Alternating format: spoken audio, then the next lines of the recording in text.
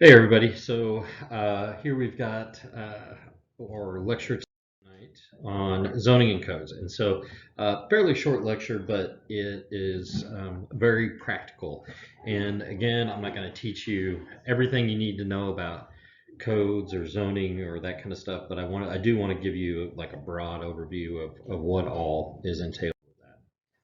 So when we start talking about zoning and codes, they cover different things, and so that's one of the things I want to cover with you is zoning typically addresses stuff like land use, like so when I say land use, I mean what sort of uses like industrial or manufacturing or housing or office or whatever can be used, that land can be used for.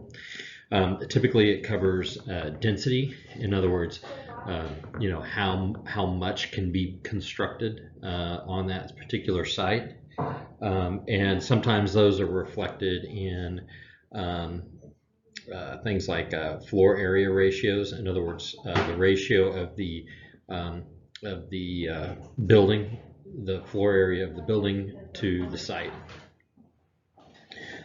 Sometimes zoning will address things like massing.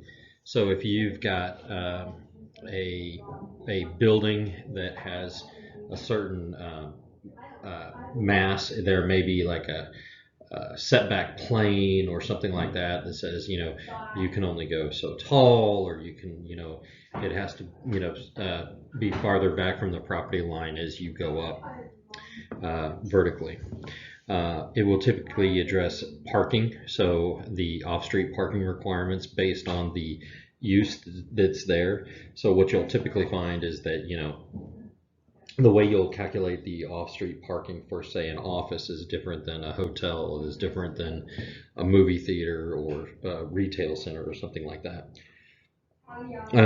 It will typically address setbacks, and these are distances away from the property line that you have to keep any buildings or vertical construction.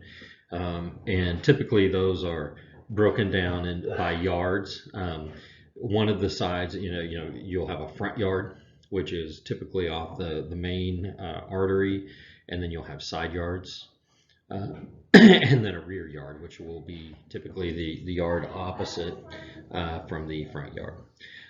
It will typically talk about signage and lighting requirements, and then buffers between adjacent uses, which may be usually in addition to the requirements of the setbacks. So for instance, you may have a setback on the property of, say, 20 feet, so you can't build a building within 20 feet of the property line.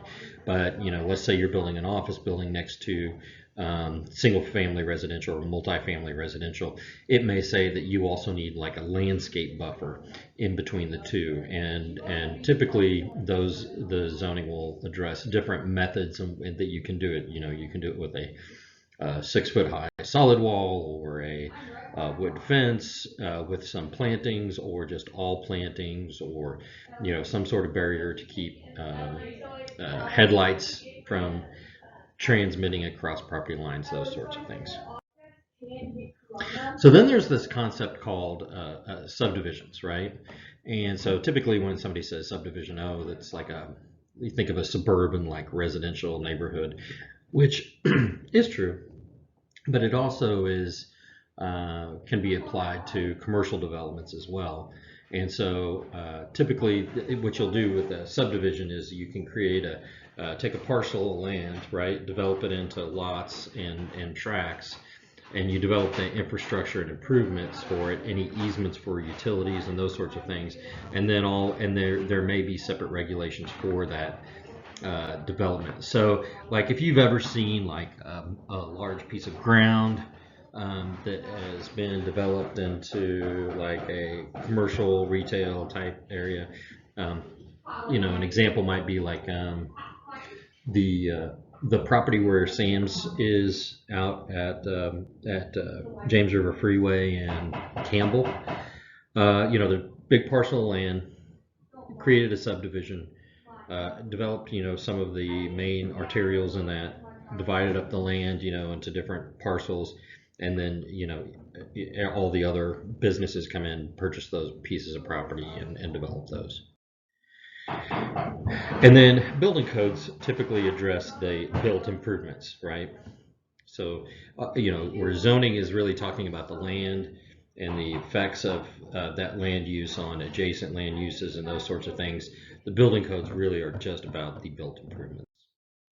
So let's talk about some different kinds of zoning. First typical zoning concept is Euclidean zoning, and it's a very prescriptive zoning concept with clear separation of uses into districts. It's the most common way that you'll see zoning be done. It is highly inflexible, and it is very institutionalized, and it limits a lot of creativity. And so as a result, the good thing about it is that it's very easy to define. You can define all the rules and regulations, for each of those zones. But what you see is it really drives maybe not using the land for its highest and best use, or confusion when you want to do multi-use developments. And it also has the tendency to create a more suburban type feel. The city of Springfield has a Euclidean zoning concept in place, as an example. The next is performance zoning, and so this is based on the physical characteristics and functions measured against a predetermined criteria. So think of this as like a series of ways that a site can be evaluated, right, in terms with what can be used on it. And so and what you do is you fill it out based on the uses and the building to come up with a point value, and if it meets the prescribed point value, then you can develop it for that use. If you don't meet that point value, you can't. Or in order to develop for that particular use, you're going to have to make some concessions. So a way to illustrate this would be if you can imagine, instead of saying, oh, this piece of ground is going to be single-family residential, or this is general manufacturing. Instead, what it'll say is you can build anything anywhere, just as long as you follow these. So let's say you want to build a high hazard manufacturing, say like a nuclear plant. Let's go to the extreme. You want to develop a nuclear plant next to a single-family residential neighborhood. So performance zoning says, okay, you can do that. However, based on the hazard, you're going to have to be, so many thousands of feet away. You're going to have to keep the floor area ratio, very low, and those sorts of things. So as long as you can meet those performance criteria, you could develop it there. So it provides some more flexibility, but it doesn't necessarily, again, allow for highest and best use. It's really just got a piece of ground. What do you want to put there? Next is incentive zoning, and so this is usually incorporated into other zoning methods, whether it's Euclidean or the performance or anything else. And so it really is intended to be like, you'll see a lot of references to like overlay districts or special districts or something within a zoning ordinance where they have this incentive zoning. So an example here in Springfield, like there's several historic districts that are overlaid. So like Commercial Street or Walnut Street or downtown, there's some additional zoning regulations or lessening of the regulations based on that particular zoning. So you'll usually see it at like historic districts, institutional type districts, like government facilities, college and universities, and areas around colleges and universities and those sorts of things, because they recognize that the needs and the development of those particular areas is different than anywhere else. So rather than create a special zoning type, it is really just an overlay district. And so, oftentimes what that requires is if you have a use that you want to put into a overlay district that maybe isn't allowed, you may have to get a conditional use permit, which means you can have that use, develop that use within that district, provided you meet certain conditions. You can also do planned urban developments, or PUDs, or some people call them PDs, planned developments. It's different by every authority, municipality, however they have it set up. But what you can do is, let's say you've got a piece of ground that's, 50, 60 acres, big piece of ground, and you want to, right now it's zoned residential single family, and obviously it's, you want to develop, like a large, say, shopping, retail destination type district there. One strategy you could use is a planned urban development or planned development, where basically you write the zoning ordinance for that area. And so you'll use that in combination with, the subdivision regulations to create, a planned urban development that is outside of what the normal zoning is.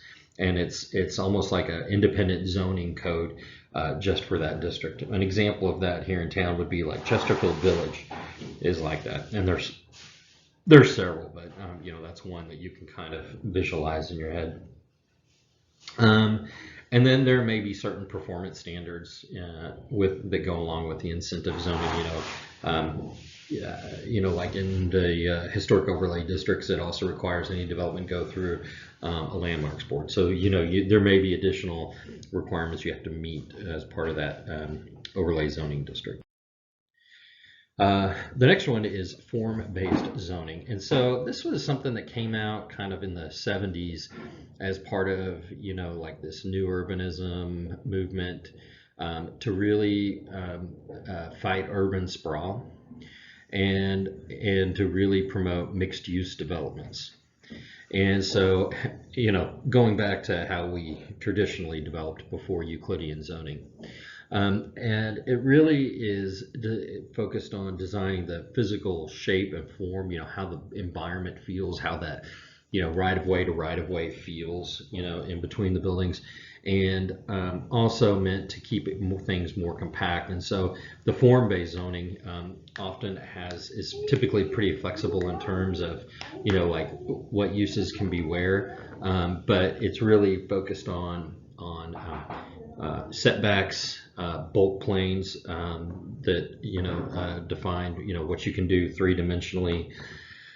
It may include additional like design review. Some municipalities have a pretty intense like design review board, and so they will whereas in Springfield, architecturally you can design and build whatever you want. That's not the case in everywhere. A lot of times they'll tell you, no, we don't like the color that you've chosen, you're going to have to change that, or we don't allow this material in our form-based zoning, so you're going to have to choose something else, even if it means that it costs more. So there's certain things that are more flexible but then other things that can be more prescriptive. The zoning is typically enforced by the city or county government, so it's on a local level, and there's usually a planning and zoning commission that's responsible for the administration of that zoning ordinance. And so they will provide you the tools necessary in order to achieve the desired result. The board is often used to allow for variances. Sometimes you may want to vary from what that says, and if your owner is willing to go through the process, which takes time, you can apply for a variance, but it takes time, it takes money, and there's no guarantee that it will be approved. Often used if you want to rezone a piece of property. happens all the time. Yeah, that piece of ground was, back in the 60s was zoned as single family residential. Well, development has taken a different turn, and really now the best use for that is heavy manufacturing. So we want to rezone it for that. And so that there's a process that you'll go through for that. And what that does is usually has, if you've ever driven around town and you see the signs that are orange with the big Z on it, that's usually where there's a zoning hearing that's open to the public, and so you can the public can comment on the relevance of that particular zoning change and be able to influence the Planning and Zoning Commission. And it typically administrates a Board of Appeals if you don't like the decision that's made, or whatever, that there's a way that you can appeal typically in that instance. All right, so let's move on to building codes. So there are 3 main building codes. Well, there were. Really, it's just boiled down to one, but the 3 I want you to be aware of is International Building Code, or IBC, the Uniform Building Code, the UBC, and the Building Official and Code Administrators International, or BOCA. Really, there were several others, families of codes that were out there. But by and large, over the past 20 years, there's been a real consolidation to the International Building Code across the U.S. And so that has become kind of the standard bearer for codes. Now, there are other jurisdictions that have their own codes, but typically they are the IBC building code, with just a few variations that they've adopted for that jurisdiction. And typically that happens on a state level. So for instance, like Michigan or North Carolina, they have the Michigan Building Code or the North Carolina Building Code, and they are their own codes, right? But what they have done is they've taken the IBC, they've edited a few things that they believe are relevant for their state and adopted that as the statewide code. Just as a point of information, Missouri does not have a statewide code.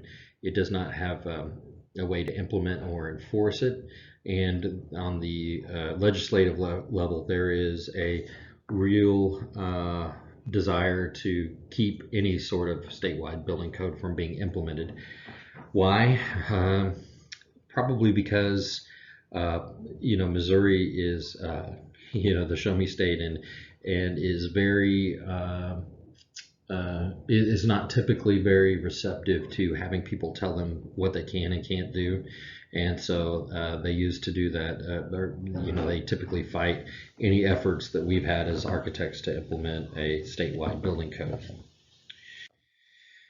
So while and you heard me say earlier that there's a family of codes, right? And that's because the IBC actually is actually dozens of code books. The main ones that you would be using is the IBC, the International Building Code, the IRC, International Residential Code, which is really just for single-family residential and duplexes. Anything over that, if it's 3 dwelling units or more, it falls under the building code. There's also the IMC, International Mechanical Code, the International Plumbing Code, Fire Code, Fuel Gas Code, Energy Conservation Code, the IECC, and the Existing Building Code, which can be used in some instances for implementing code on existing buildings. So the International Building Code is really, and the things that you're really going to be focused on, it's broken down into these major areas. So using an occupancy classification. So what is the building use? What's being used in there, and the occupancy, and how many people are going to be in there. And typically that's a math problem, right? If it's a certain use, it's so many people per area of floor area, and so you get a calculation to the number of people. And so there's just various ones that go through. It goes through assembly, business, uh, education, institutional, high hazard uses, storage, utility. Um, Seems like there's another one, but yeah, so it kind of goes through the different building use types. Then then it talks about general building heights and areas.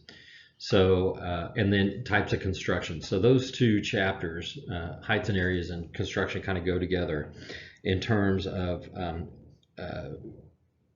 applying how big and how to construct a particular building. So if you have a building that's a certain use, say it's business use, right? And then you have types of construction. And so those types of construction are really focused in on the types of materials that are used and in what manner they're used. And it goes from the least combustible material assemblies to the most combustible material assemblies. And so based on the use and based on the construction type, that will tell you how big and how tall of a building you can build based on that. Then there are increases that you can get for allowing plenty of space around your building, and then also for providing a fire suppression system, aka a sprinkler system. Then it talks about fire and smoke protection, right? And so it'll go through, all right, so based on your types of construction, your building height areas and your uses, this is how you're going to build certain things. This is how you're going to build, the ratings you have to have for floors, the ratings you have to have for certain walls, the ratings you have to have for shafts, all of those components that go into the building. Next chapter talks about interior finishes in terms of the class of finishes and their combustibility in the building. Chapter 9 is fire protection systems, so a whole chapter devoted to fire suppression systems and as well as smoke detection and fire alarms. And so, if that's a system that you're implementing in your building, that defines the requirements. Chapter 10 is the means of egress, and so that talks about, all right, so you've got people, here are the conditions under which they can exit through the building, and the construction that's required around their egress path. It talks about, how many exits you need from certain spaces based on the occupancy count, those sorts of things. Chapter 11 is accessibility, so it talks about not really ADA, but really just some more general accessibility requirements. And they're pretty straightforward in the IBC. Then it will talk about interior environment and individual build, and then it goes into the individual building components. So interior environment is like, you've got to, doors can't be any smaller than 6'8", and you have to have at least 7 foot tall ceilings in occupied spaces, and you have to have natural ventilation to these types of spaces, which means operable windows or ducted systems. You have to have daylight to certain types of rooms. You've got to have a window on any sleeping room, those sorts of things. And then it goes through a series of all the building components. So it goes through, designing with concrete, steel, wood, plastics, glass, masonry, and it really goes into very deep specifics on how each of those systems can be applied in your building. And then the last thing I want you to be aware of is that there are some accessibility requirements as well. So the first two listed there is the ADAG and the ABA. So ADAG is also known as the ADA. So it's Americans with Disabilities Act Accessibility Guidelines. And everybody just usually calls it ADA. And then the next one is ABA, or the American Barriers Act. So they are essentially the same thing, almost. But the difference is that the ABA is the federal government's own personal ADA code that is actually less, ironically, less stringent than the ADA. And so what the federal government has said is yes, these are really important and you need to apply them to your buildings, and we will too, just not to the same extent. And so, but otherwise, they're very parallel documents. So the only time you'll be applying ABA is if you're doing a federal facility. And so then the ADA is really the standard bearer for accessibility guidelines, right? And what's interesting about both the ADA and the ABA is they are not codes, and that's something that's a real important thing, premise to accept, is that unlike the codes that are yes, no, and implemented by the authority having jurisdiction, the ADA and the ABA are laws. They are not codes, they are laws. It's actual legislation. And the only way to enforce legislation is through litigation. So that means that anytime that there's a deficiency in terms of accessibility in a facility that doesn't meet ADA, the only way to for somebody that's been harmed to correct it is to sue, is to file litigation. And so that's why, and actually, it's there are several folks in the world that know this and pick up on this. So there's teams of somebody that is may have some handicaps or some challenges, and they travel around with a lawyer who specializes in enforcing accessible litigation, and they go to hotels, places of business, public places, and they'll look for things that are non-compliant with the law. As soon as they do, they will file suit against that business or entity for correction. And typically what happens is that it causes the building owner to settle, and so that's how they make their money, is going around filing lawsuits, settling these lawsuits for cash. The next one I want you to be aware of is ANSI A117.1, and that is a code, and it is enforceable by jurisdictions, and it is referred to in the International Building Code. It is very similar to the ADA, only they're not the same, and there's variations, and so it is very difficult sometimes to distinguish what the right thing to do is between the ADA and ANSI. And the last one I want you to be aware of is fair housing. So fair housing is a set of guidelines prepared by the federal government to ensure a baseline level of accessibility in all housing units that are constructed in the United States. And so this has yet another set of criteria. And the challenge for you as designers is that really, and on most projects, you're going to have to comply with the ADA, ANSI, and fair housing. And they have conflicts, and and sometimes one is more stringent than the other. Typically, you're better off going with the most stringent, depending on the project type that you're developing. Excuse me. But then you can also operate under a premise which is a safe harbor. Safe harbor says, I am choosing one and I am complying fully with that particular code. Typically what you'll find is most people will comply with the ADA. The place where it gets really fuzzy is on multifamily housing. Multifamily housing also institutes ANSI and fair housing, and it gets very complicated very fast. And that's why you'll find a lot of folks that do multifamily housing. That's pretty much all they do, because it is pretty specialized, not just in terms of accessibility, but in terms of financing, particularly if there's HUD financing, which there usually is, and the compliance on that end. So those are the accessibility things I want you to be aware of. We will meet Monday and we can go through any questions you've got. But otherwise, appreciate your time. Talk to you later.